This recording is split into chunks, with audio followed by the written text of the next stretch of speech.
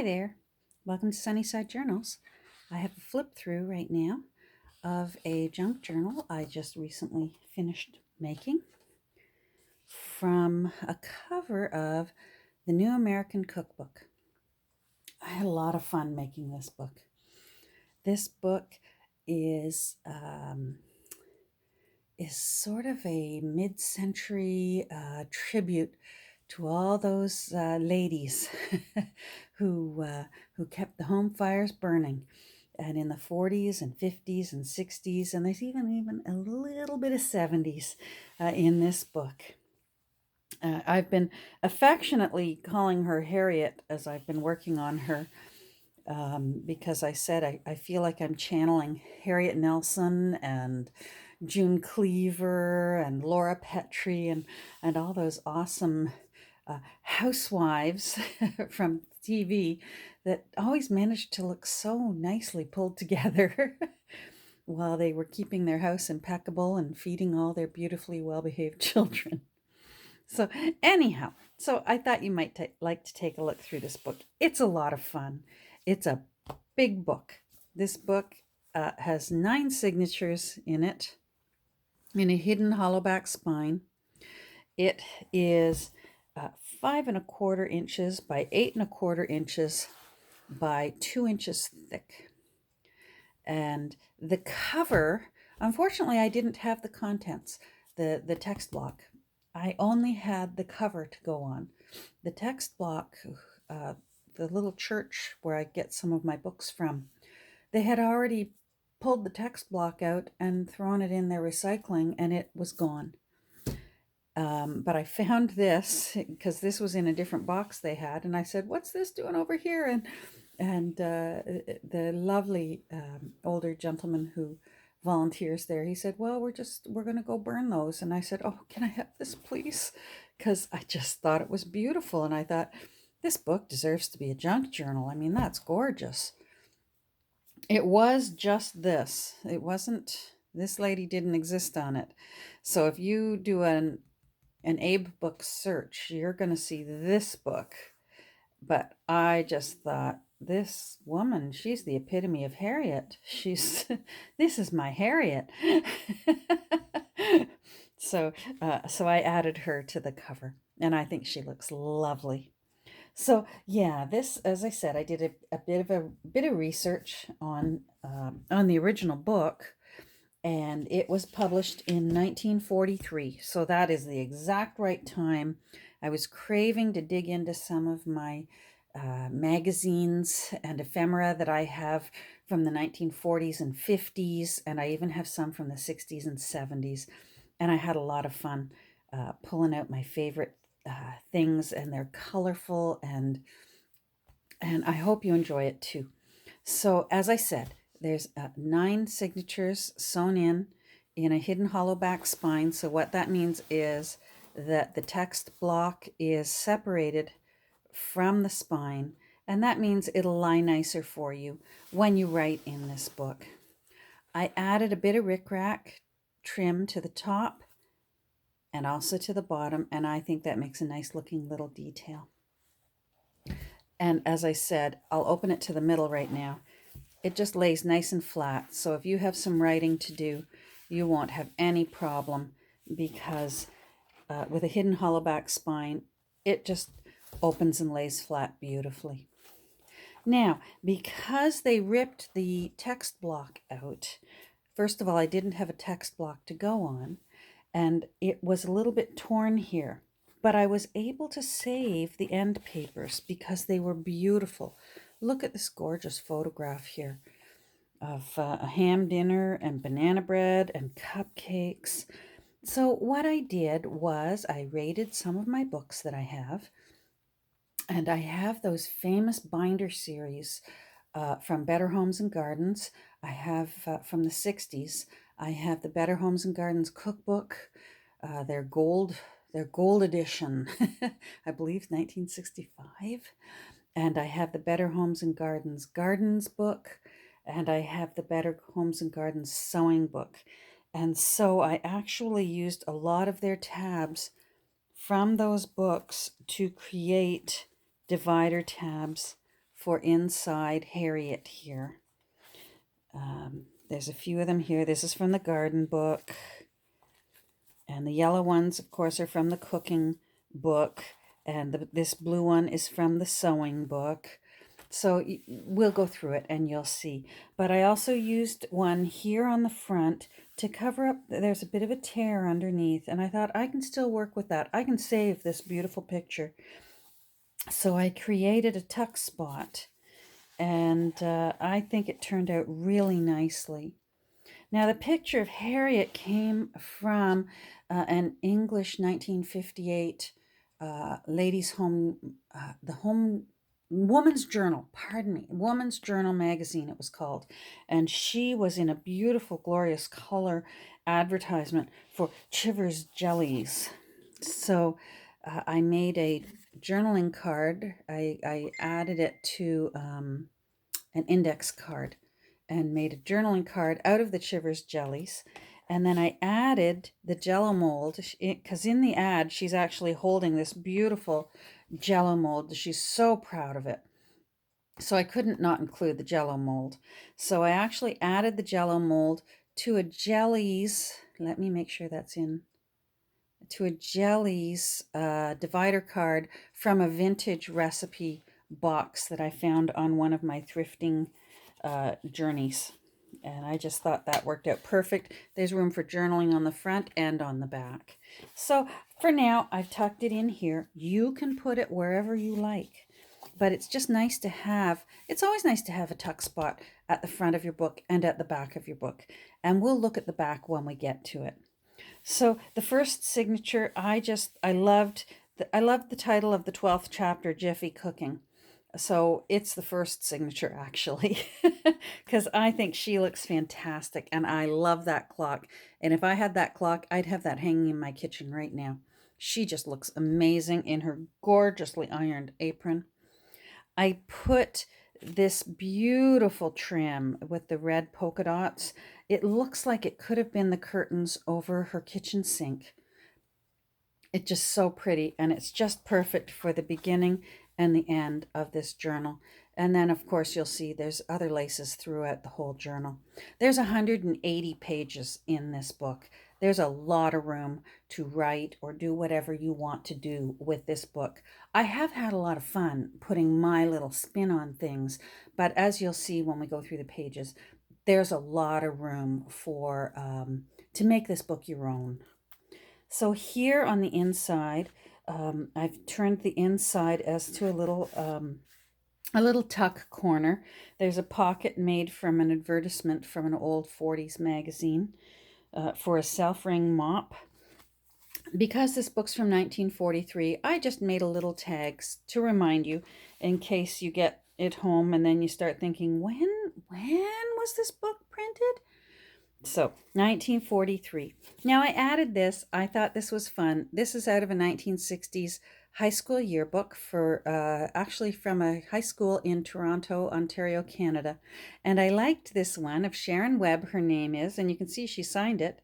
And I loved where it said her ambition, teacher, probable fate, getting married and raising 12 kids. And I thought, well, doesn't that say it all? Isn't that what all of our moms and grandmoms did?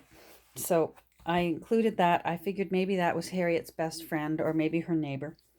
Here's a journaling card. I decoupaged on it and put a label on it. And then on the back, there's room for journaling and another little jar of jam and the word can, because of course you have to can your jam, right? You have to put it in your preserving jars. This is out of a vintage child's schoolbook reader. And I liked that the mother is wearing high heels. And here's where you'll see there's lots of writing space. This is from a vintage composition book, a school composition book. That's natural aging on the paper. I didn't do that with Distress ink. This is old paper, but it's still got lots of life left in it. So there's lots of room. This ledger paper is from, I found a beautiful, massive ledger book in Prince Edward County, Ontario, when I was antiquing last summer. And there's a little ad from a little newspaper from 1956. And I even saved some yellowed Scotch tape and glued it back down from one of my thrifting hauls. I love these ledger papers when they still have the number up in the corner. That's just a little extra treat for me. This is a genuine vintage greeting card. It's an anniversary card, so I imagine that Harriet has saved it, that maybe her husband got it for her for one of their anniversaries, and she's tucked it away in her favorite book, and that her book maybe started out as a cookbook, but it became a catch-all book for her to just tuck all the things of her heart inside to keep and be able to access whenever she needs to. So lots of journaling space, a little tuck spot here using a genuine vintage milk bottle top. And I made a journaling card from a vintage playing card, and there's room to write on the back. And that just goes right there. More journaling space. Here's the other side of that children's vintage reader book. This is scrapbook paper. I have very few sheets of scrapbook paper, and it is precious to me. When I use it, it needs to be a good reason because, as I've explained in any of my other videos, everything in this book is from repurposed sources or rescued sources, except for the glue, except for the thread, except for a little bit of washi tape in case sometimes pages need to have their fold reinforced. I'll use washi tape there. And in this case, in this book, there are 2 bulldog clips that I have rusted using a chemical method with hydrogen peroxide and vinegar. Otherwise, everything in this book, all these laces, everything is all from pre-loved sources. I don't use digital kits, and I don't use papers that I've purchased that has been purchased from big box craft stores. This is the real deal. Here's a beautiful cover from an old, I believe it's 1963. Let's take a look here. 1963 crochet book. I just thought that was so pretty, so I used it. Here's a journaling card that I made from an advertisement from that British magazine again. And I made the tab up here from a silk ribbons package. This is from a pamphlet that I found on one of my thrifting expeditions that was given to moms when they go home from the hospital with their new baby. And this was in the same little pamphlet. The woman had obviously tucked it in. And it was abdominal exercises, I guess, to do to get your girlish figure back after you've had your baby. Tea-dyed blank music paper. Here's a vintage thank you card for a baby gift. Here is a genuine vintage Denison sticker of a stork with the new little happy arrival in there, and it's a tuck spot, so I've put a blank Rolodex card in there. You can do as you wish with that. And there's also a vintage doily that I used to make the tuck spot. Here's the other side of the abdominal exercises.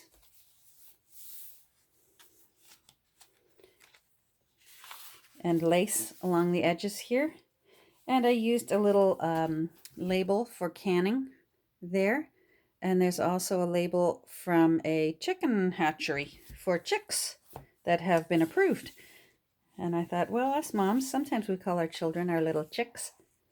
I've covered the print here on the crochet book so that you can use it as journaling space, but you can still see it through the tissue paper, which I like to do. Here's the other side of the crochet book, and I used a genuine crocheted little doily and made a journaling card from an old advertisement from that British magazine, and you can write on the back. This is from the Better Homes and Gardens sewing binder. This is I guess the youngest thing in this whole book because this was from the 70s. I believe 1973, I think. So that's the youngest thing in here. I created a pocket here and have tucked in a few journaling cards. This journaling card is from a magazine, and you can write on the back.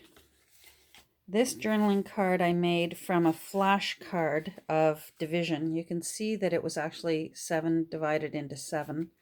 And there's a sewing spool there. And then there's a very attractive lady showing off her new sweater there with a bit of decoupage napkin. And then this is actually one of those, I found it on one of my thrifting hauls, where if you make a sweater and you want to sew a label inside the sweater, this is actually fabric. So I made it into a little tuck spot that you can put this little tag in, and you can write on the back if you like. And it also says the price. So I put that in there. And then there's also a doily and just some little bakery goods there. Some more of this ledger paper that has the numbering up in the corner from Prince Edward County. And again, just tons and tons of room for you to make this book your own. I made a pocket out of a Q-tips box, the end of a Q-tips box. Here's a journaling card, again from one of those magazines. You can write on it. And this is actually a reprint. I found a book of Valentine postcard reprints in one of my thrift hauls, and I just thought maybe that's Harriet and her sweet hubby, and he sent her a Valentine. This book came from a vintage book on how to plan a child's birthday party. So I thought that was really cute to include if Harriet's raising her brood of children, of boomers. Lots of room, again, journaling for you. It's very tempting for me to fill that up, but I contained myself. Here's one of the bulldog clips I was telling you about. It's new, even though it looks old. I rusted it myself, and then I added some nice, cute yellow fabric with little flowers on it, and you'll see it matches the fabric that I've used to sew and glue the text block into the book. Here's a vintage playing card that I've made a journaling card out of.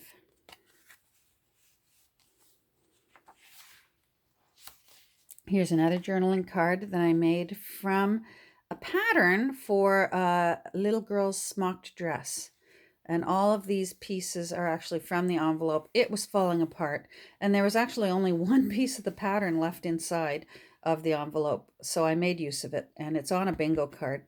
And then on the back, you can journal, and there's still a little up close of the smocking. And I thought that turned out really pretty. This is a pattern envelope that I turned into one of the covers for one of the signatures, and I made a tag out of a ticket. And I adhered it to some writing composition paper so that you can use it to continue journaling. Graph paper, some more of that vintage composition paper. I love this paper. This is out of the 1970s Better Homes and Gardens sewing binder.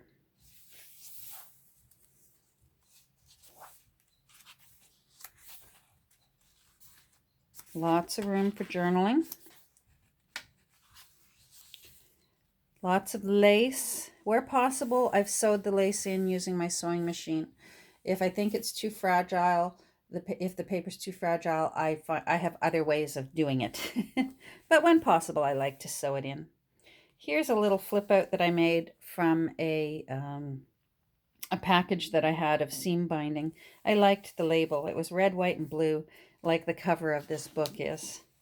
And I just thought that turned out nice, and you can journal right there, and then you can close it up and hide it. Now this signature cover with the tab is from the Better Homes and Gardens gardening book. And all these dividers were, the books were bigger than what this book is, and I had to trim them down. And I still had a little piece left over from this one, and I thought, why waste it? So I made a little tag out of it and just hung it off it. So it says fresh fruit throughout the season. And I adhered it with a bulb pin and did put some eyelets in it. And I thought that turned out cute. I love all the yellowing along the edge here. That is natural. I didn't do that with Distress ink. Father Time did that for us. I made a little tuck spot here using actually the empty envelope from some seeds. And as ever, if you've ever looked through one of my flip throughs before or have one of my journals, you always get my trademark bookmark of the two nanas. And I always find a way to slip that in somewhere into the book. This spread is a page spread out of a hymn book. And I liked using this little tiny journal page because it says on it, journal. Here I've included a color slide, and it's actually dated on the back. It says October 1959. So I wasn't even born yet. I still had another month to go in my mummy's tummy. But I like it because if you look carefully, you can see it against the white. And it's a little boy and a little girl sitting on the edge of a dock looking down into the water of the lake. And I actually know those children. They're grown-ups now, by the way. This is a label I got in some happy mail from my friend Nancy. And I thought, I'm going to leave that for you to decide what you'd like to do with it. I just love the vivid colors. And again, a bulldog clip with some of the fabric on it that I used also to attach the text block into the cover. More ledger paper, several different kinds of ledger paper in this book. I love this one. It's white with red and blue. Lots of journaling. On the other side of the hymn page, I fussy cut an Eloise Wilkin page out of her little golden book about God. And this is the other side of the book, of the page. So I was able to use one page out of that book and create two really pretty pages. I just thought that turned out really nice. It just shows you what you can do with fussy cutting and creating a really nice look on a page. So actually, if you've got the book, I think it's called A Child's Book About God. And so this little boy and girl and their home actually in the book fits right in here. And so just by fudging my fussy cutting and tweaking the leaves and adding them back onto the page, I was able to create that, which I love. And then if you look carefully, the other side of this dictionary page has church on it. And there's the little church, and I think it just looks really pretty. So here's a little bit of a flip out because this ledger paper is long. The other side of the fruit section, again, this is my precious scrapbook paper. I don't have a lot. I don't have a lot to spare. I made a little pocket out of a canning ring box. There's a journaling card made from a teapot advertisement from a 1958 magazine. A blank index card for you to do as you wish. This is mostly blank, some vintage lace here. This is a vintage Denison bluebird sticker. I just love that. Beautiful little bluebird. More journaling space for you. Lots and lots of journaling space. I created a journaling card from an old Life magazine ad, and it's got a family on it, so I liked it. On this side, I made a journaling card from an old file folder and put an advertisement on it out of an old magazine. Here I made a tuck spot from a little pamphlet that was all on making pickles. And what I did was I glued them closed, and then I made them into tuck spots, and I put some recipe cards that are blank, so you can write on them as you wish and use them as journaling cards. I'm just going to put that there for now. More journaling space. I had to have a little fun. You know me. I love old laxative ads. And this one might be the best one I've ever made. It's big. There's lots of room for journaling on the back. But the part I love best is I was able to find a little toilet, and I thought this journaling paper, scrapbook paper looked like a linoleum tile to me. And then I found a little ad for Scott tissue that you can remove and you can write on the back, and then you can tuck it back in there.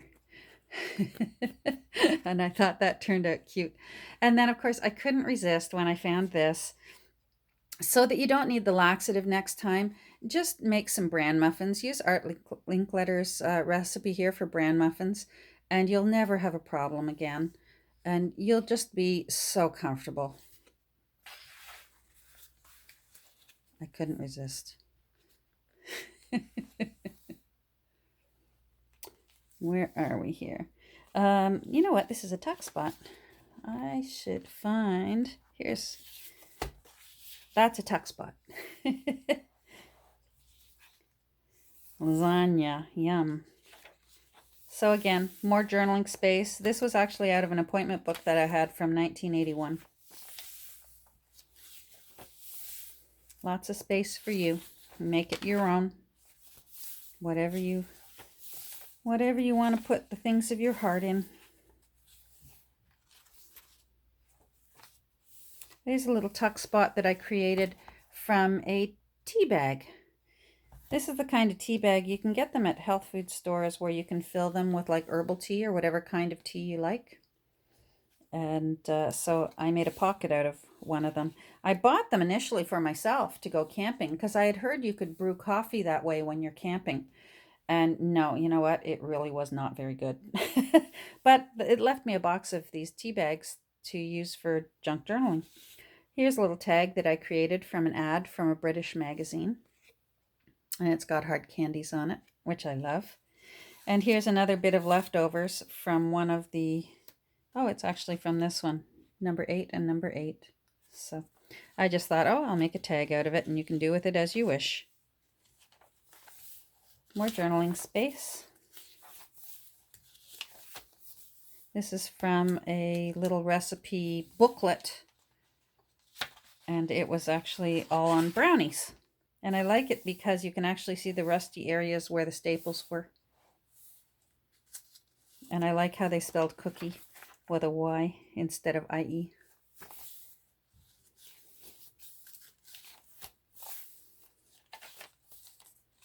I covered up so that you can have more journaling room here, and did a bit of fussy cutting with some fun things.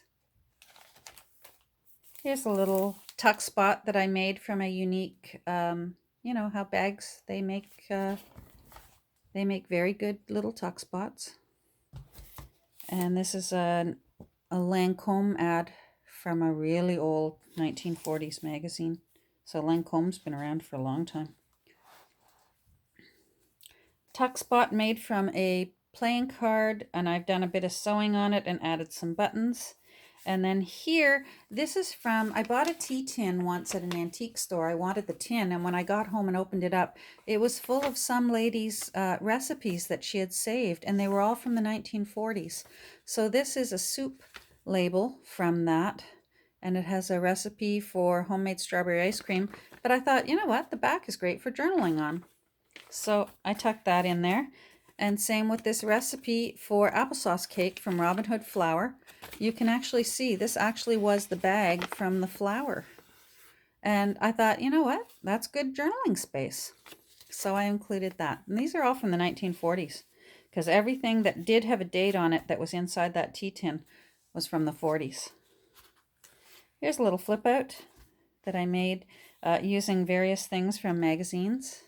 And this is even a little journaling card that I backed with writing paper. More journaling space. Here's a birthday card. This is also a vintage birthday card, genuine. And I thought, as Harriet's getting older, she's still saving the things that are important to her, and that maybe she's now a grandmother and she's got grandbabies that send her cards on her special days. Beautiful. Lots and lots of room. Another tuck spot made from a playing card. Another leftover piece of paper from making the dividers. And this is just a little vintage note, and it's blank. You can do with it as you wish. I just liked the cherries on it and thought it was nice and bright and red. More blank paper. The back page has more of those candies that are actually a tuck spot. This is a vintage little thank you card that you can use as you wish. And then from the same ad from that magazine, I made a little charm out of a picture of the bottle that the candies come in. You can actually journal on the back of it. I backed it.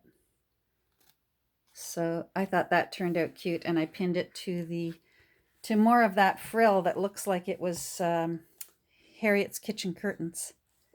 And then here's the back, and here's again what I did to cover up any tears. I used some more of the dividers from the Better Homes and Gardens cookbook, and I just have this in here so that you can see that it's a tuck spot. But these end papers were so beautiful, and I had to make sure that I didn't cover them up. And then you can see here table settings and entertaining. And I just thought that turned out really, really pretty. And again, you can see the yellow fabric with the tiny little flowers that I used to put the text block into the book. I love this book. This was just a joy to make. And I hope you enjoyed watching the flip through. This book will be available for sale in my Etsy shop. And I hope you'll go over and take a look. And thank you for watching. I hope you enjoyed it. And we'll talk soon. Bye.